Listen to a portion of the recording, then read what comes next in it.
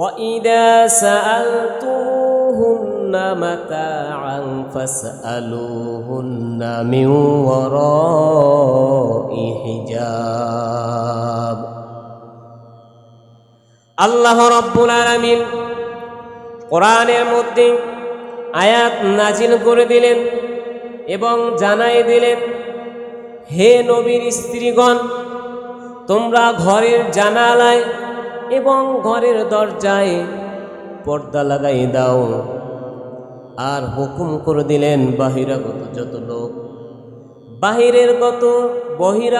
যত লোক আসবে তাদের পক্ষ থেকে যদি কোনো কিছু চাইবে, এই পর্দার আড়াল থেকে চাইবে, ভিতরে প্রবেশ করা নিষেধ।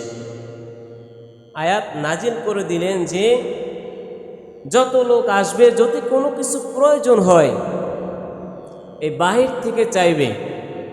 আর হুকুম করে দিলেন যে তোমরা ঘরের জানালায় এবং দরজায় পর্দা লাগাই দাও, কারো কিছু প্রয়োজন হলে এই বাহির থেকে চাইবে।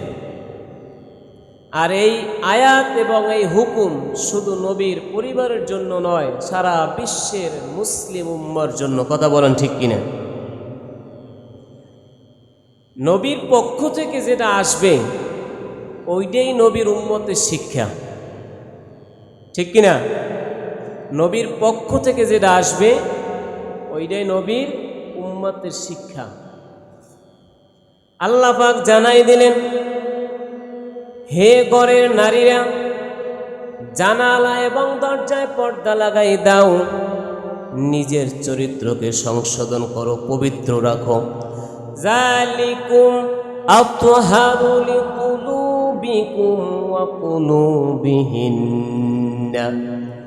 নারী এবং পুরুষের উভয় চরিত্রকে, অন্তরকে একমাত্র পবিত্র রাখার উপায় পর্দা। জোরে বলেন সুবহানাল্লাহ। এ শুধু ঘরের দরজার পর্দা না, একটা অন্তরের পর্দা, চোখের পর্দা আছে। কথা বলেন ঠিক কিনা? বেগানা পুরুষের দিকে তাকানো অথবা বেগানা মহিলার দিকে তাকানো, এটা পর পুরুষের জন্য হারাম। অন্যের মহিলার দিকে তাকানো পর পুরুষের জন্য কি? হারাম। আবার অন্য পুরুষের দিকে তাকানো স্ত্রীদের জন্য হারাম। কথা বলেন ঠিক কিনা? এখন আমার স্ত্রী যদি আমার ঘরে থাকে, আমার স্ত্রীর দায়িত্ব তো সব আমার, না আর একজনের। যতক্ষণ না পর্যন্ত আমার শ্বশুরের কাছে ছিল, তার বাবার কাছে ছিল, তার পরিবারে ছিল, তখন দায়িত্ব ছিল তাদের। কথা বলেন ঠিক কিনা? এখন যখন আমার কাছে আসছে, এখন দায়িত্ব তো আমার।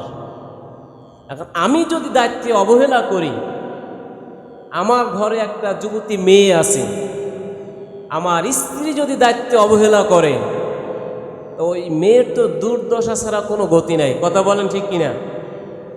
মেয়েদেরকে পানিশমেন্ট দেবে মা, আর ছেলেদেরকে পানিশমেন্ট দেবে বাবা, আর নিজের স্ত্রীকে শাসন করবে, দায়িত্বে রাখবে স্বামী।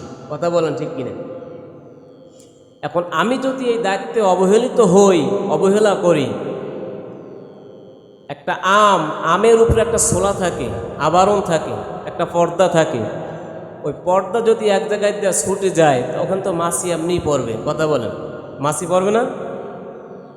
যদি আমের যদি উপর থেকে একটু ছোলা বা আবরণটা আপনি ছালাই ফেলে দেন, ওইখানে তো মাছি এমনি আসবে।